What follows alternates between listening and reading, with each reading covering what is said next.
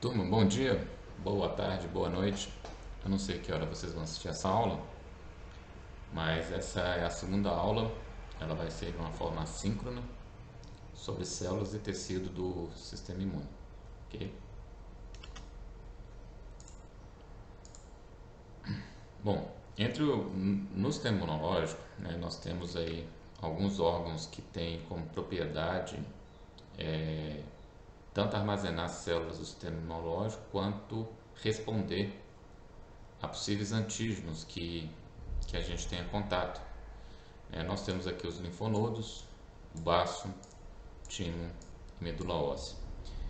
E entre células, nós temos aí o grande maestro, que são os linfócitos, e as células acessórias. Bom, então, entre as células acessórias, nós temos os macrófagos, nós temos as células dendríticas e nós temos as células dendríticas foliculares.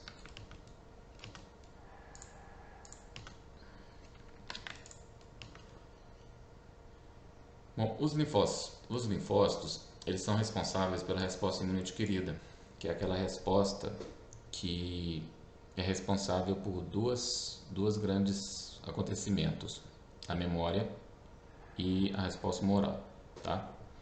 Além disso, essa resposta de linfócito, ela tem uma coisa muito importante, é justamente a especificidade, né? A gente consegue responder especificamente contra um determinado antígeno. E uma outra coisa é a memória, né? Essa característica de termos memória na resposta imunológica, ela é importante principalmente no contexto de vacinação. Além disso, em relação aos linfócitos T, né, 60 a 70% são linfócitos periféricos, eles são oriundos do timo, são encontrados nos linfonodos e baço, tá? O seu local de origem é a medula óssea e o seu local de maturação é o timo, ok? Então, o local onde esse, esse linfócito amadurece é justamente no timo, que é um órgão que está na porção retroexternal. Um órgão pequeno, ele parece uma gravatinha borboleta, ele está na porção retroexternal. A gente vai falar sobre isso, ok?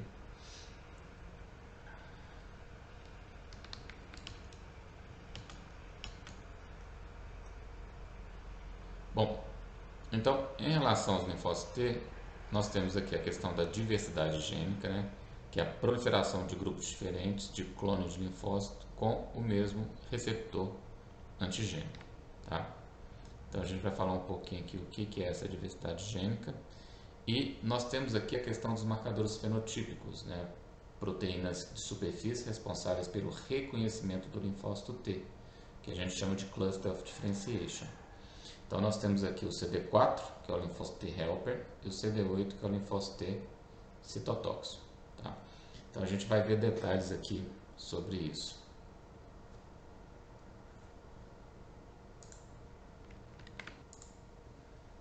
Qual que é a questão da diversidade gênica, né? Vamos imaginar, então vamos imaginar que nós temos aqui um linfócito, certo?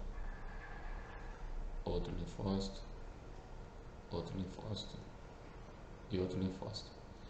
E cada um desses linfócitos ele tem um receptor de antígeno. Então eu vou desenhar esses receptores de forma diferente para representar que eles são diferentes, tá? Então quando eu tenho esses linfócitos, todos são linfócitos T, quando esses linfócitos T eles reconhecem um antígeno, vamos supor que eu tenho aqui uma célula apresentadora de antígeno que está apresentando esse antígeno para o linfócito T. Então, o que a gente tem aqui? A gente tem aqui o reconhecimento desse antígeno. Uma vez que acontece o reconhecimento desse antígeno para esse linfócito T, a tendência desse linfócito T é justamente começar a se multiplicar. Então, vários clones desse mesmo linfócito T, ele se multiplica. Okay? E ele se multiplica para justamente aumentar o número de células que é capaz de reconhecer aquele antígeno que está sendo apresentado.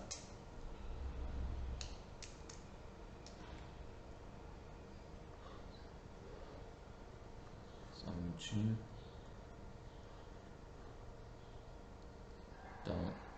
Então eu tenho aqui esses linfócitos T. Então, o reconhecimento desses linfócitos T e a sua expansão, a gente chama isso de expansão clonal. Tá? Expansão clonal.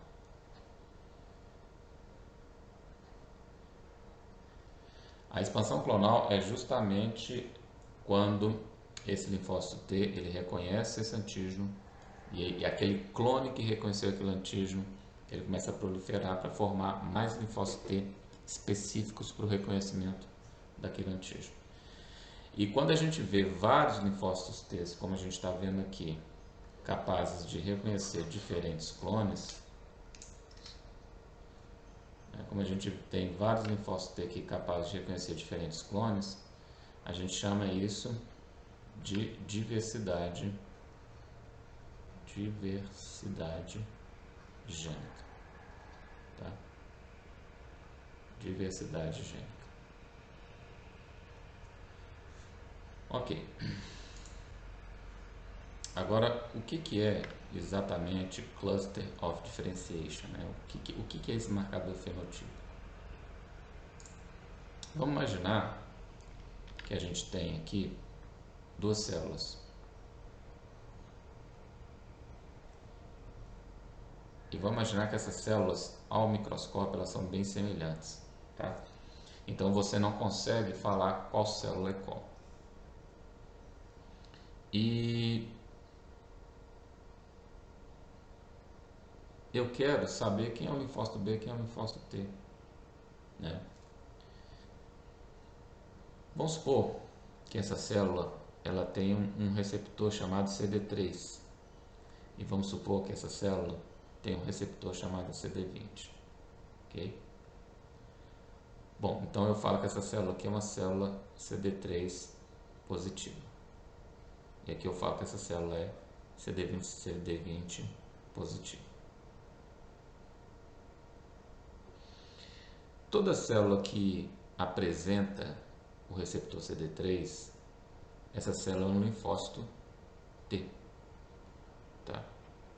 Toda célula que apresenta o receptor CD3, essa célula é um linfócito T. Ok? Bom, vamos imaginar que essa célula ela expresse um receptor chamado CD4. Ah, eu esqueci de falar aqui. E toda célula CD20 positiva é um linfócito B. E vamos supor que essa célula aqui apresenta um receptor chamado IgM. Tá? IgM. Ok. Então, essa célula aqui, então, ela é um CD3, CD4 positivo. Então, um CD3, CD4 positivo é um linfócito T que a gente chama de linfócito T helper. E essa célula, que é uma célula CD20 IgM positiva, é um linfócito B, que a gente chama de linfócito B ativado. Tá? E se por um acaso essa célula apresenta um receptor chamado CD25 positivo, então aqui eu tenho aqui CD25 positivo, essa célula é um linfócito T helper ativado. Então percebam que o que eu estou fazendo aqui é justamente caracterizando essa célula. A gente chama isso de fenotipagem. Okay? E a gente tem uma série de outras características. Por exemplo, se aqui eu tivesse um receptor chamado CD45RA, né? Então essa célula aqui é um CD45RA, poderia pensar que essa célula linfócito B é ativada de memória. Então esses receptores eles vão trazendo características para essas células, o que a gente chama isso aí de imunofenotipagem.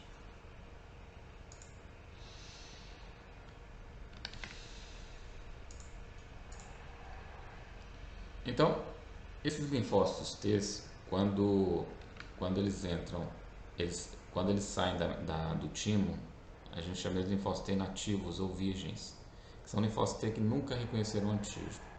E a partir do momento que eles reconhecem o antígeno, eles são chamados de linfócito T efetor. Então, o linfócito T auxiliar CD4, auxiliar ou helper, ele é o linfócito T que a gente viu lá, que é o CD4 positivo. O linfócito T citolítico é o CD8 positivo, tá?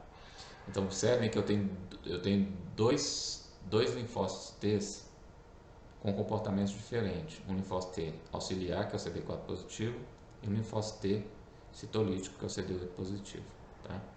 E essas células de memória, elas se localizam preferencialmente em tecidos inflamados e mucosas. Então, além do linfócito T efetor, a gente vai ter também as células de memória.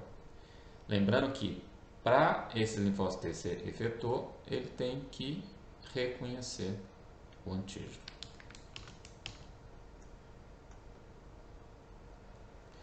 Em relação ao linfócito B, né, nós temos aqui o linfócito B efetor, ele é chamado de linfócito B, ele é chamado de plasmócito, né? O plasmócito, tanto o plasmócito quanto o próprio linfócito B são as células que produzem anticorpos. Então, essa célula aqui tem uma relação muito forte com o que a gente chama de resposta humoral.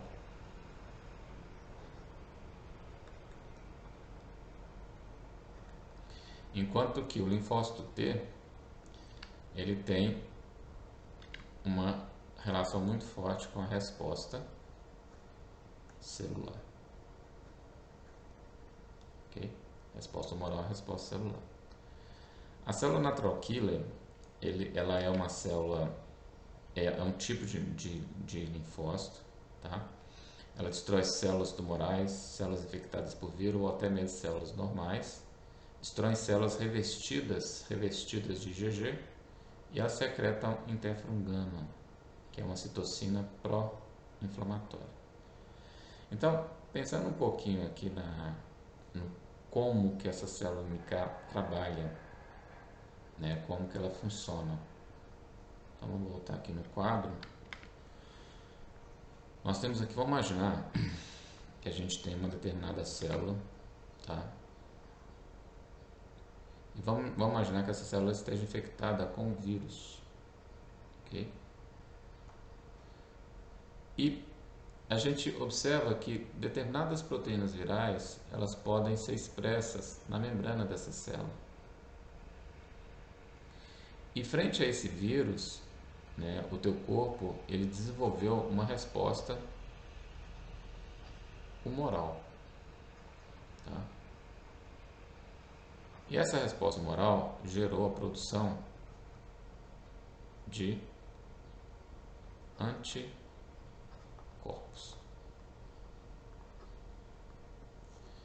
E uma vez que esses anticorpos eles são específicos, eles são específicos a reconhecer proteínas, diversas proteínas desse capsídeo viral, ele vai se ligar nessa célula, tá?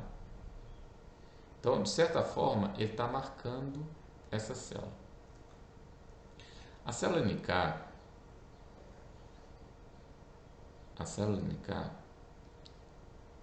ela tem um receptor que reconhece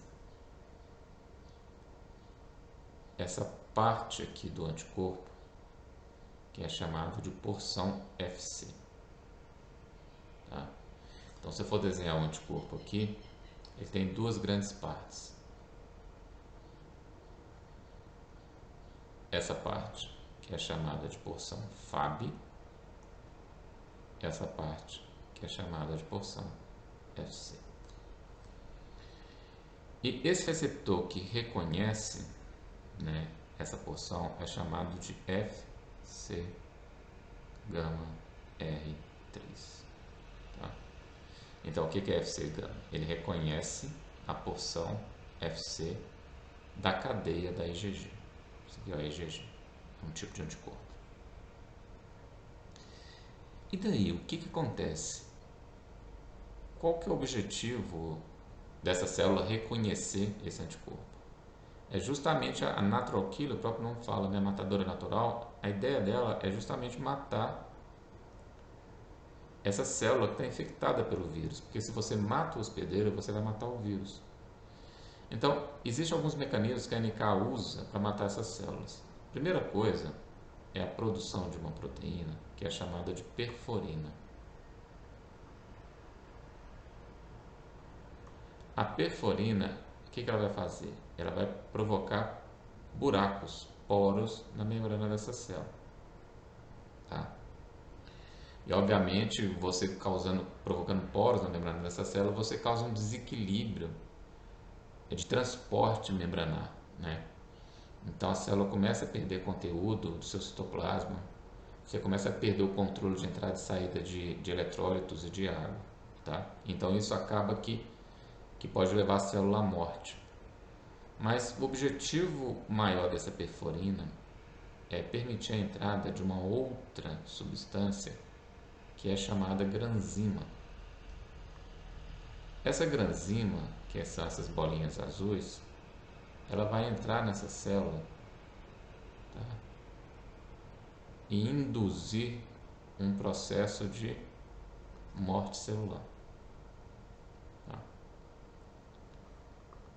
Vai induzir um processo de morte celular, que a gente chama esse processo de apoptose.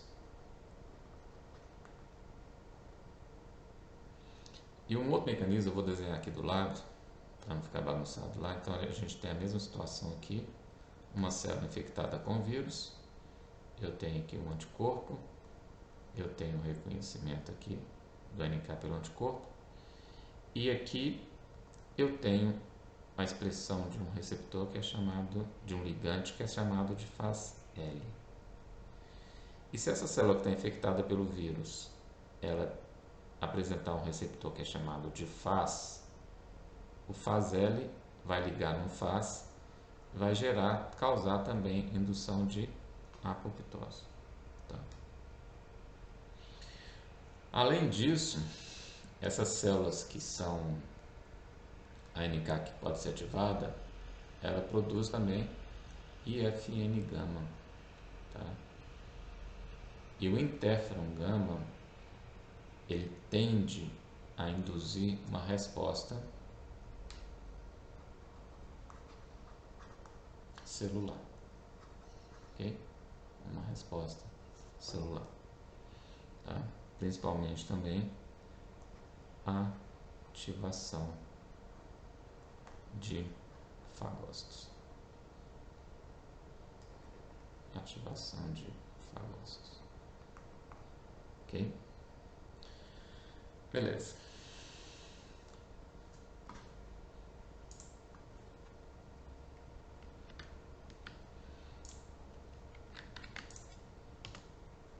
Então, nós temos aqui um esfregar sanguíneo, onde a gente tem linfócitos, né?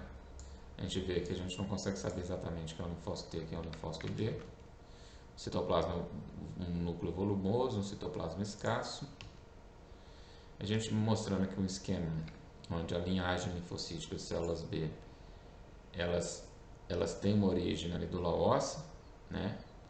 E o linfócito B amadurece na medula óssea, esses linfócitos caem no sangue, na linfa, e eles recirculam através de gânglios linfáticos, tá? Ficam no baço, tecidos linfóides cutâneos e das mucosas. O linfócito T nasce na medula óssea e amadurece no timo, tá? Esses linfócitos T maduros, eles viajam também no sangue, na linfa, eles recirculam, ok? E eles também estão presentes nesses órgãos linfóides secundários, né? Os gânglios linfáticos, o baço, o tecido linfóide cutâneo e das mucosas.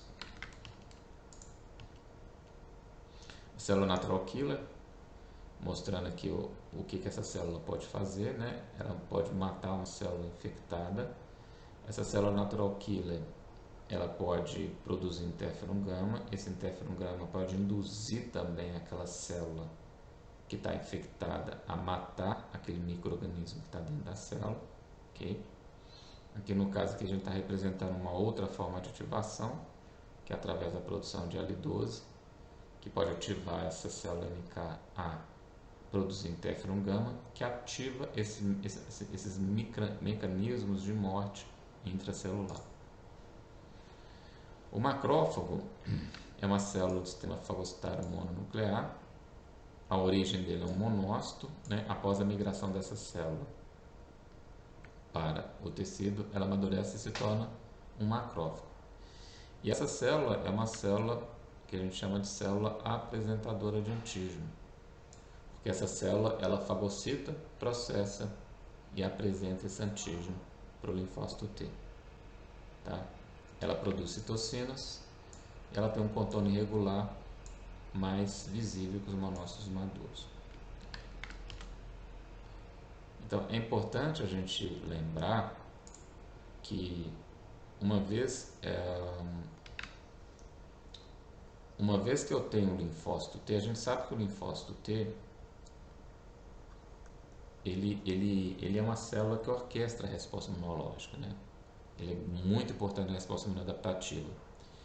Só que se a gente imaginar que essa bola azul é um antígeno, esse linfócito T ele não tem uma capacidade de montar uma resposta contra ele dessa forma aqui, tá? O que tem que acontecer com esse antígeno?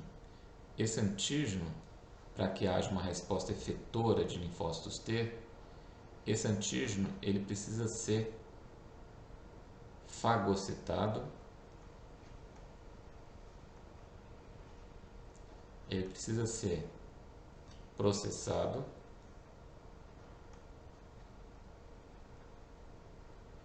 ele precisa ser apresentado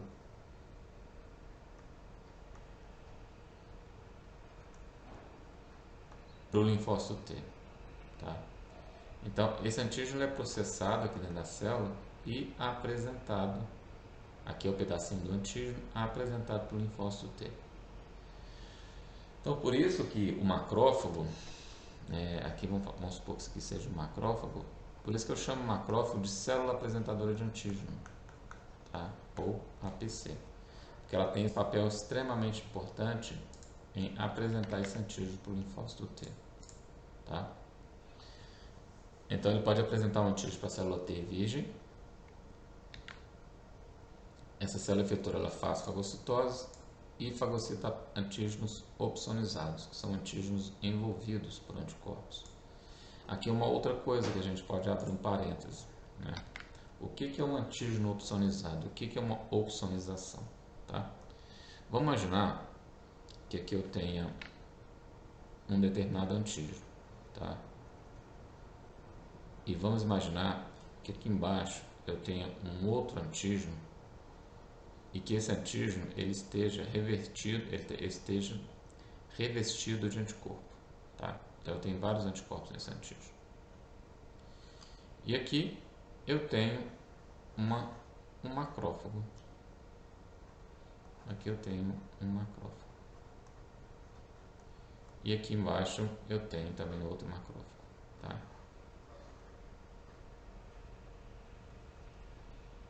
Outro macrófago. Bom, o que acontece? Esse macrófago aqui, muitas vezes, ele não conseguiria fagocitar esse antígeno. A fagocitose aqui seria muito pequena, a atividade fagocítica aqui seria pequena. Consequentemente, a quantidade de apresentação do antígeno seria menor ainda. E, consequentemente, se eu tenho um linfócito T aqui que pode reconhecer esse antígeno apresentado, eu teria uma baixa ativação de linfócitos T. baixa ativação do linfócito T. Tá? Por outro lado, quando eu tenho um antígeno que está opsonizado, ou seja, ele está revestido por uma opsonina, que no caso aqui é um anticorpo. O que é uma opsonina? Então, esse macrófago ele vai reconhecer a porção FC do anticorpo, muito parecida com o que a NK faz, tá? E só que ele usa aqui um outro receptor que é o FC gama R1. E uma vez que acontece o reconhecimento desse receptor, esse macrófago ele vai ser ativado de tal forma a conseguir fagocitar. Então, a fagocitose é maior. Então, aqui o antígeno está opsonizado. O antígeno aqui está... Deixa eu puxar aqui, tá? O antígeno aqui está opsonizado. Vou escrever de novo, tá? E uma vez que ele consegue fagocitar, o que acontece com a apresentação? Eu tenho um aumento da apresentação.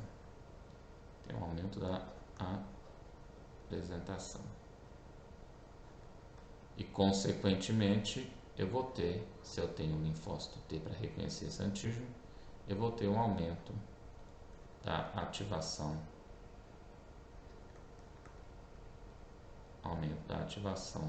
Do linfócito T. Tá? Então, nesse cenário aqui, o antígeno está opsonizado. O que opsoniza? Uma coisa chamada opsonina. Tá? E nós temos vários exemplos de opsonina. Por exemplo, anticorpo.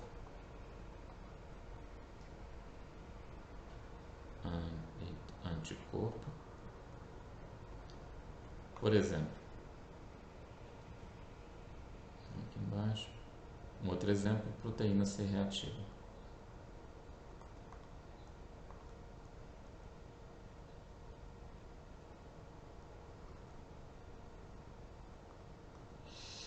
Então, a opsonização é quando uma determinada substância se liga no antígeno e essa ligação potencializa a fagocitose e, consequentemente, a apresentação desse antígeno. E uma vez que eu tenho mais apresentação do antígeno, eu ativo mais o linfócito T.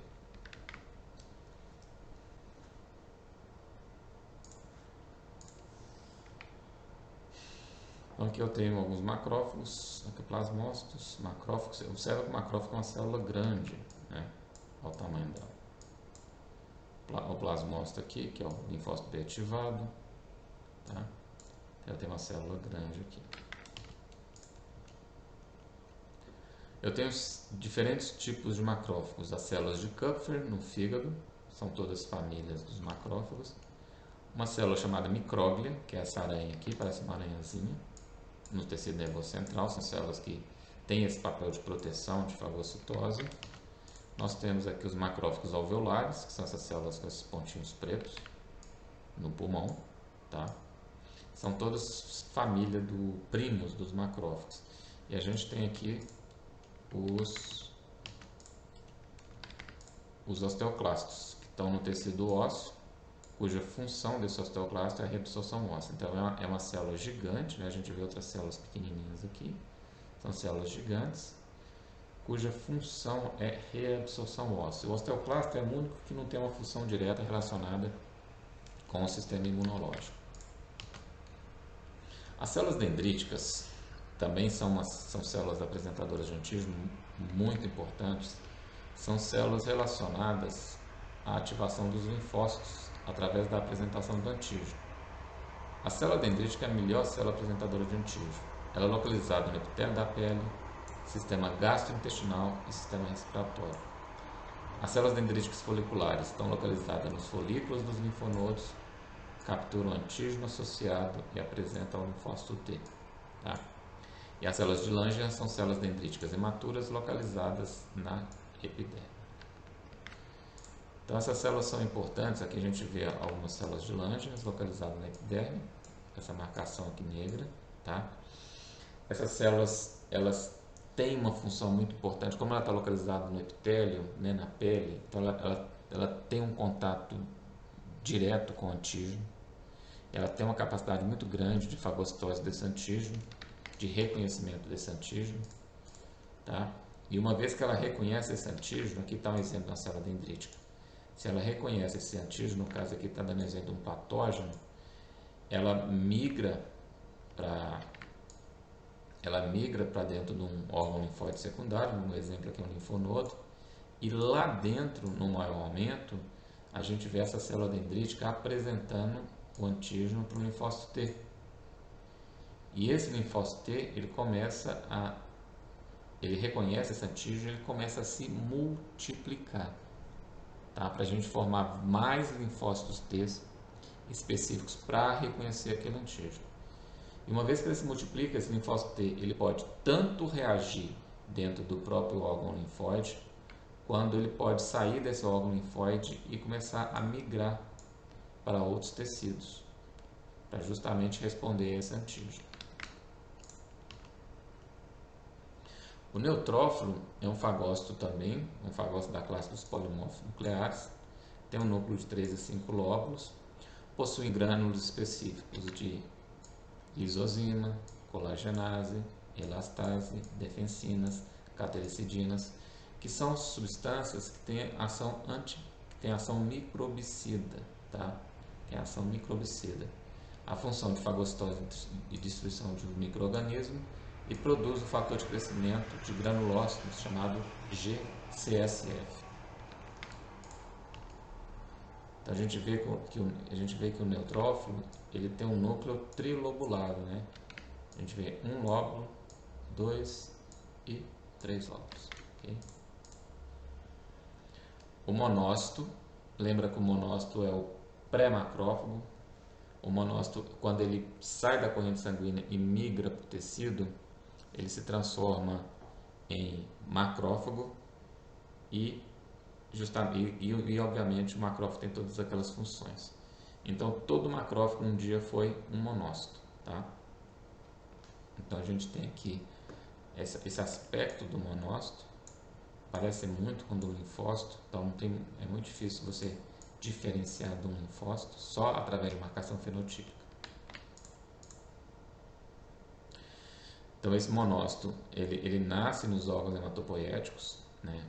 Ele viaja através do sangue e no tecido ele diferencia em diferentes células, né? No cérebro, na micróglia, no fígado, nas células de Kupffer, no pulmão, no macrófago alveolar, e no baço tem os macrófagos sinusoidais, né? Que estão presentes nos sinos. Então eu tenho aqui a medula óssea aqui também, esse monócito, ele se transformando em macrófago. Se ele reconhecer um antígeno, ele se torna um macrófago ativado. O basófilo, ele tem um núcleo irregular, segmentado ou bilobulado, raramente 3 ou mais lóbulos, presença de vários grânulos, como histamina, sulfato de condroitina e proteases, tá? Então é uma célula que tem uma relação ali um pouco com reação alérgica, ela tem uma relação não muito grande, mas ela tem uma relação também com parasitas intestinais. Então está relacionado aos processos alérgicos e respostas a eumintos. Então a gente vê um granulócito, né? Aqui o granulócito, basófilo, um granulócito eosinófilo, o monócito, a diferença, o linfócito, né? A gente vê um volume de citoplasma maior no monócito que no linfócito. E a gente vê também o núcleo do monócito, que costuma parecer um rim. O núcleo do linfócito é um pouquinho mais arredondado. O mastócito presente na pele, e mucosa epitelial, tem um citoplasma basófilo, tem um citoplasma granuloso, função, né? Está relacionada ao processo alérgico e respostas aos eumintos, tá? Então aqui a gente vê o mastócito. A grande característica do mastócito é esse núcleo, é esse citoplasma granuloso, né? Então a gente vê aqui essa célula com o citoplasma aqui bem granuloso. O eosinófilo está presente no tecido periférico e especialmente revestimento de mucosas, tá? Trato respiratório, gastrointestinal e genito-urinário. O núcleo é bilobulado, o que chama a atenção do eosinófilo é o núcleo bilobulado. Citoplasma granuloso contendo substâncias. Citoplasma granuloso contendo substâncias vasoativas como proteinases, prostaglandinas e peroxidases. Então são substâncias relacionadas com inflamação. Tá? Está relacionado a processos alérgicos e respostas aos eumintos. Okay?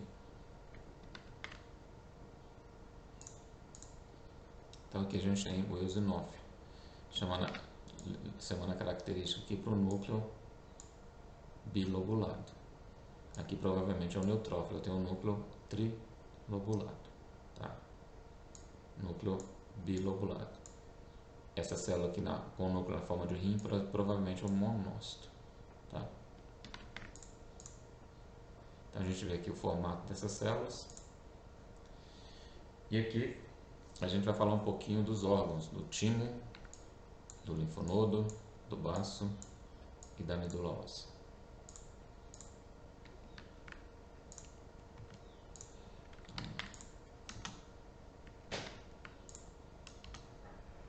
Eu não sei porque esse cisco está aqui. Deixa eu só ver uma coisa. Não sei porque esse cisco está aqui. Olha só, tudo arriscado.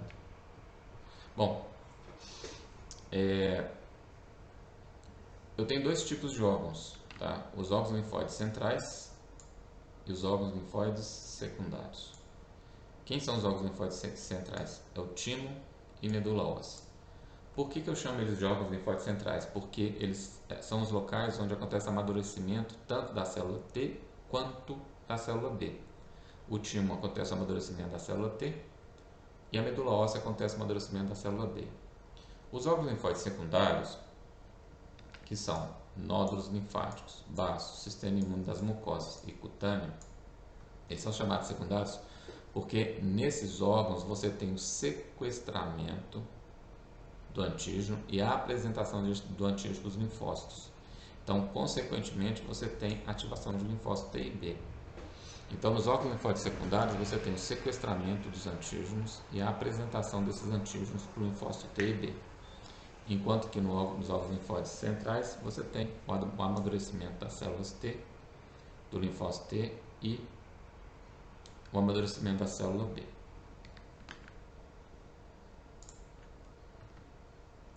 Então aqui nós temos aqui timo, vasos linfáticos e o baço, mostrando aqui a localização deles no órgão timo, aqui na porção reta external.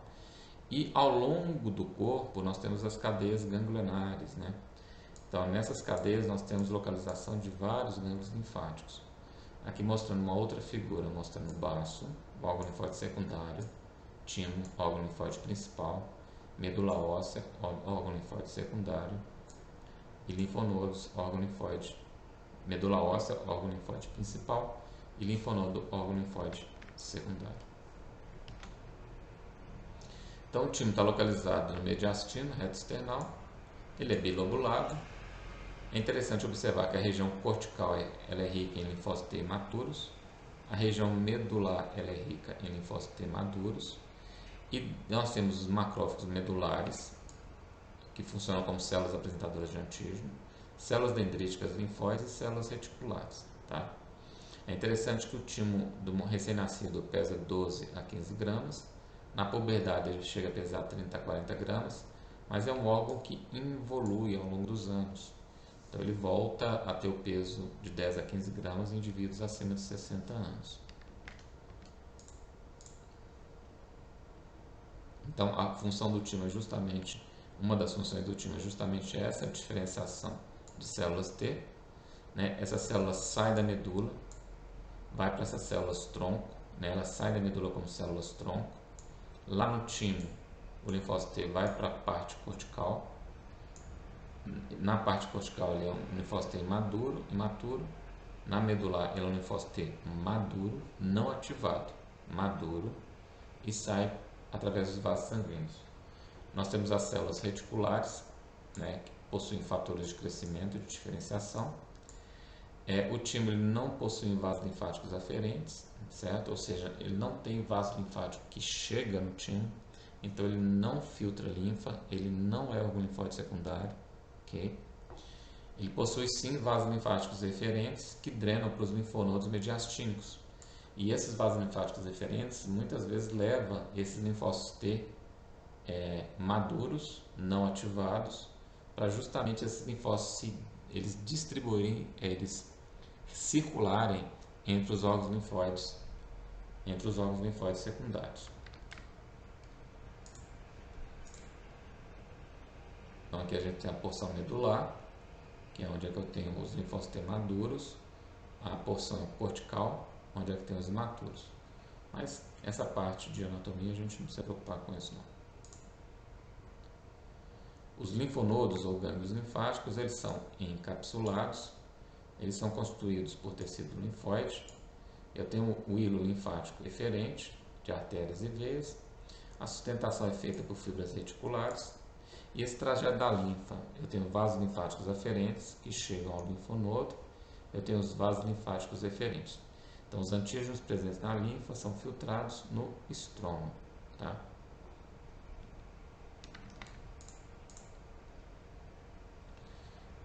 Deixa eu mostrar isso aqui. Então, nós temos aqui toda essa região, né, do córtex interno, da medula, desses linfonodos, onde aqui eu tenho os vasos linfáticos aferentes que chegam, podendo trazer células dendríticas que fagocitaram algum antígeno, podendo trazer antígenos. Nessas regiões aqui eu tenho as células apresentadoras de antígeno, que podem fagocitar esse antígeno e apresentar para linfócitos T. Aqui eu tenho a linfa saindo do vaso sanguíneo, do órgão linfóide, do linfonodo. E aqui eu tenho a artéria e veia que alimenta esses órgãos com sangue rico em oxigênio e retirando sangue rico em gás carbônico. Então a gente observa bem que pela anatomia do órgão linfóide desse linfonodo, ele tem a função realmente de drenar a linfa. O baço, ele tem uma artéria esplênica que forma essa estrutura chamada bainha linfóide perarteriolar, tá? E o baço ele tem uma função muito, muito importante. Ele é o órgão que consegue capturar antígenos que estão presentes na corrente sanguínea, tá? Então, é um local principal das respostas imunes a antígenos presentes na corrente sanguínea, enquanto que os linfonodos são envolvidos nas respostas aos antígenos conduzidos pela linfa.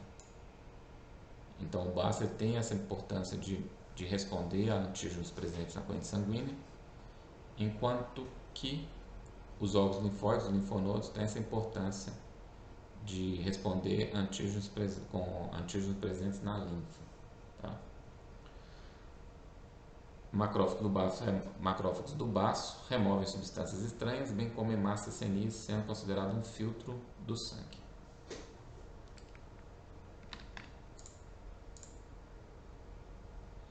A medula óssea é o órgão linfóide principal.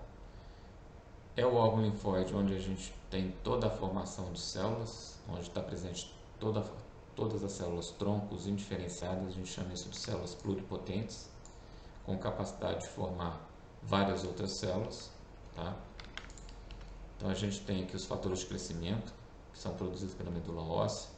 Essas células imaturas elas proliferam e se diferenciam. Células maduras elas saem daí da medula óssea com atividade funcional, por exemplo, linfócito B. Então eu tenho aqui todo um esquema, né, desde a primeira célula, que é a célula tronco, a célula hematopoética, Então eu tenho aqui uma linhagem linfóide, uma linhagem mieloide. Essa linhagem linfóide dá origem ao pré-linfócito B, que é o protimócito. Esse protimócito é a célula que vai sair da medula óssea e amadurecer no timo, tá? Formando a célula T.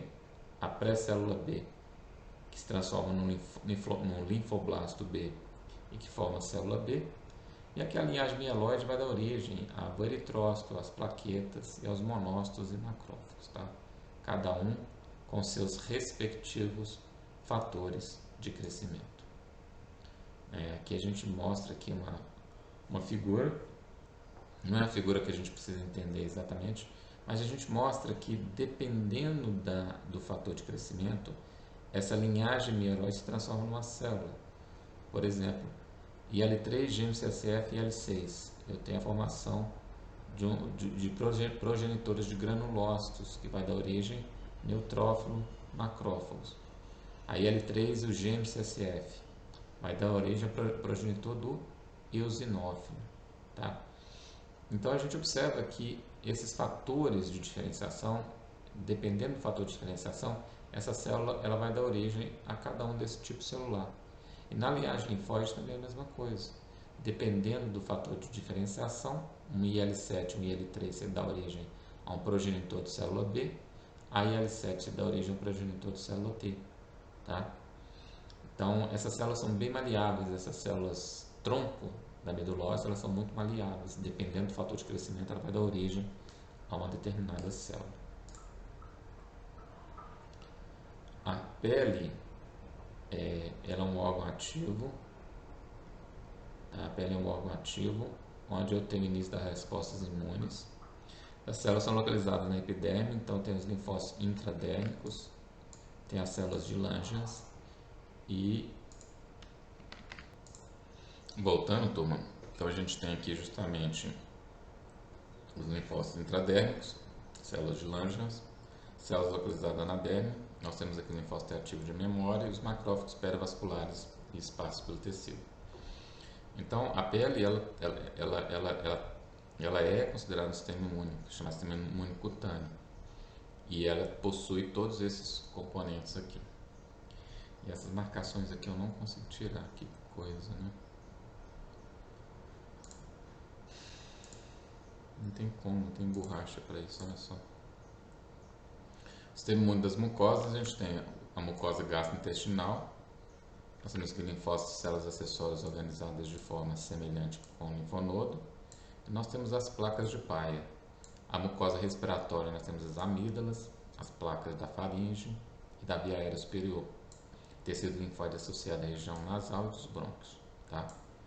Então, tanto a mucosa gastrointestinal quanto a mucosa respiratória são tecidos linfóides que respondem muito, porque eles estão em contato direto com uma centena e milhares de antígenos. E é interessante que no sistema imune das mucosas nós temos as placas de Peyer, que são ricas em linfócito B. E o que acontece? Na placa de Peyer existe uma célula que é chamada célula M. Essa célula M, ela captura o antígeno na luz do intestino, né? Essa placa de Peyer está presente na parede do intestino. Então essa célula M, ela captura esse antígeno na luz do intestino e traz esse antígeno para dentro da placa de Peyer. E lá na placa de Peyer, o linfócito B reconhece esse antígeno e uma vez que ele reconhece, ele é ativado e produz anticorpos contra esses antígenos. Tá? Então essas células M, elas capturam esses antígenos livre na luz intestinal, leva esses antígenos em contato com o linfócito B e esse linfócito B ele é ativado. Tá? Aqui tem uns exercícios para vocês praticarem esse conhecimento. E agora, turma, a gente vai ver um pouco sobre a resposta do sistema imunológico a vírus. Tá? Vou só preparar as coisas aqui. Turma, aqui eu fiz um exemplo de resposta contra vírus, já deixei desenhado para a gente ganhar tempo. Então, eu peguei o exemplo aqui do Covid, né? Então vamos supor gente sabe que esse vírus SARS-CoV-2, que é o vírus do Covid, ele tem uma proteína que é chamada proteína S, né? Muita gente chama de proteína S ou spike. E essa proteína, ela tem dois domínios, tá? Um desses domínios se liga a um receptor que é chamado de ACE2, que é o receptor da enzima conversora da angiotensina 2. Então, ele se liga e reconhece. O outro domínio, ele vai ajudar essa célula a se fundir. E uma vez que essa célula se funde, esse material genético vai entrar dentro dessa célula. Tá? E uma vez dentro dessas células, vai ter a tradução de proteínas, você vai ter a formação do vírus. Esse vírus, uma vez que ele é formado, ele pode ser, vamos chegar mais pertinho aqui, esse vírus ele pode ser fagocitado. Tá? Ele pode ser fagocitado por células apresentadoras de antígeno, através de dois receptores que reconhece esse ácido nucleico viral, que é o TLR7 e o TLR9, são dois receptores do sistema imune inato. Tá? Uma vez que a gente tenha o reconhecimento desse vírus por esses receptores, o que pode acontecer? Uma vez que o TLR9, por exemplo, reconhece o RNA viral, essa célula, a célula apresentadora de antígeno passa a produzir interferon gama. O que esse interferon gama faz? Ele ativa a célula NK, ele marca o RNA viral para ser destruído e ele inibe a síntese de proteínas da célula. E, consequentemente, você tem uma redução na replicação viral. Tá?